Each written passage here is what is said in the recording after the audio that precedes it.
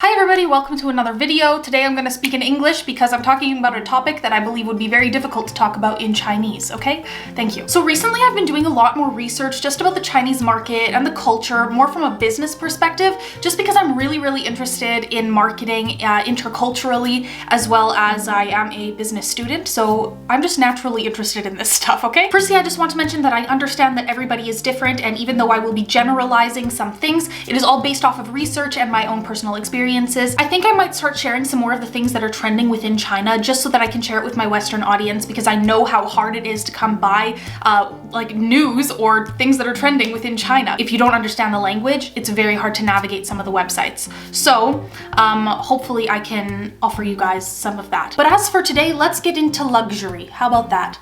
I love it. Firstly, I do want to mention to you guys that if you could like this video and subscribe to my channel, that would be great. I talk a lot about China, culture, language, all that fun stuff.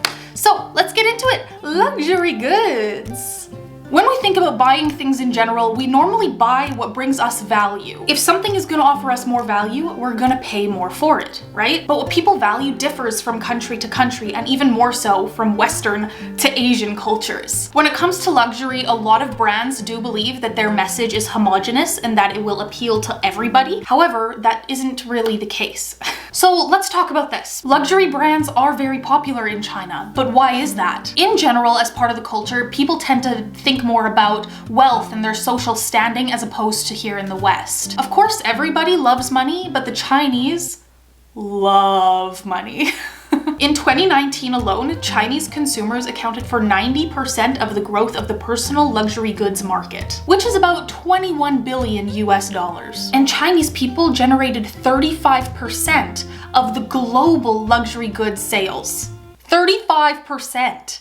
That's nuts! So wearing and having luxury brands does give the appearance of having more wealth, whether or not you actually have the funds. I myself have gone to China, and I have fallen victim to going to the underground markets where they sell knockoffs, but really good knockoffs. And yes, I do feel really hip when I wear that stuff.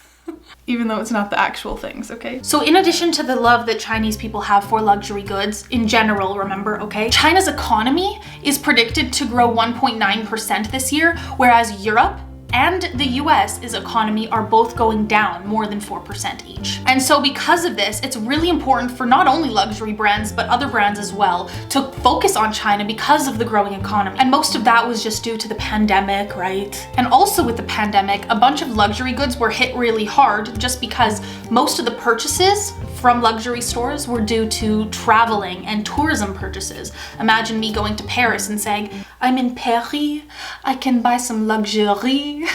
So now the future is just a little bit uncertain when we don't know when tourism will be able to pick back up, as well as the lowering economies of multiple countries around the world. And cases are uncertain, so we don't really know the future of each country. So all of these brands, and especially luxury, are going to have to adapt to this changing world. So how are they going to do that? Well, I guess the obvious answer that I'm leaning towards is go to China.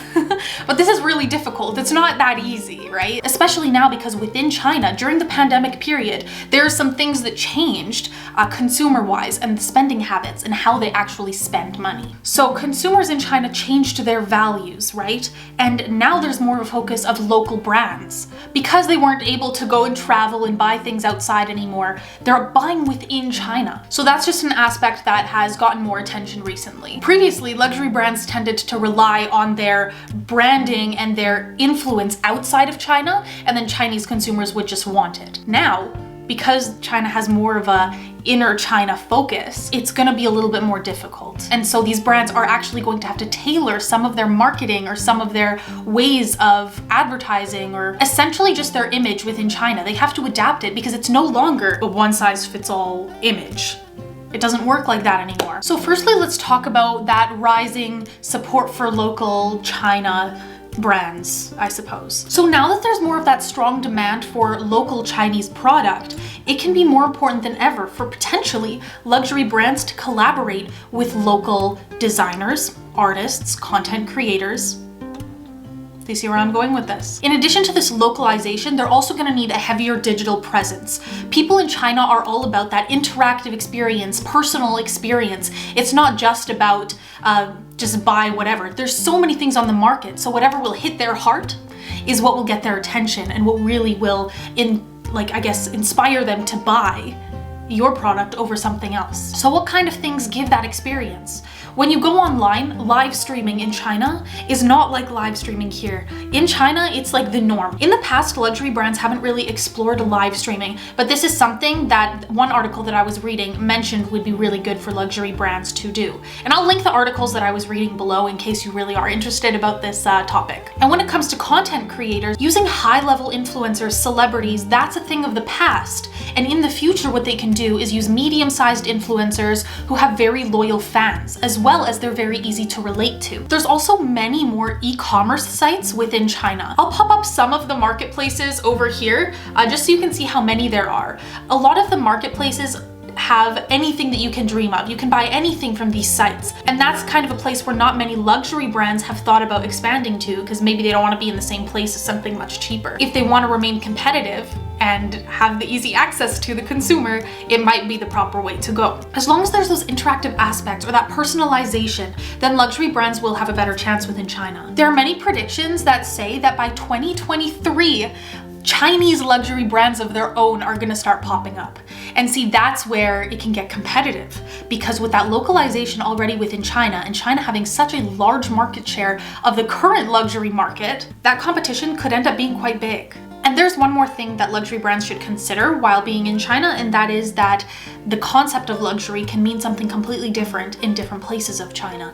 And being able to adapt to also those changes would be very beneficial for them too. For example, luxury could mean something different in Beijing versus Hangzhou. Also, I thought it would be kind of fun just to mention that there are some brands here in the West that are working with influencers that I think are quite outstanding, and they have had such an incredible response, which is, for example, Louis Vuitton working with Chamberlain, the Dolan Twins. They have such large audiences, but they're also such relatable people that it makes people want to wear the things that they are wearing. Then you look at Jeffree Star, who just has collections of designer, and he has so much designer that you look at it and the way he talks about the products also makes you just want it, because he talks about how rare they are, how customized they are. Like, it just makes me want it.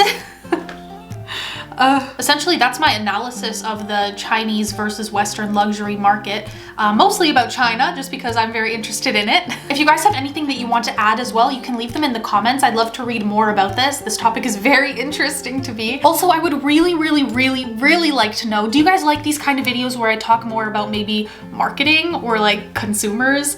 Or would you just like to see more news about China? I'm thinking about making more of those kind of videos, so just let me know. But other than that, if you did like this video, make sure to like the video and subscribe to my channel if you do like learning more about China, Chinese culture, the language, comparing cultures, that kind of vibe.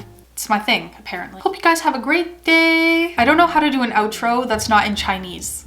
Should I just do it in Chinese? I'll just do it in Chinese. 如果你们喜欢这个视频的话，请点赞和关注我哟，谢谢大家，下次再见，拜拜。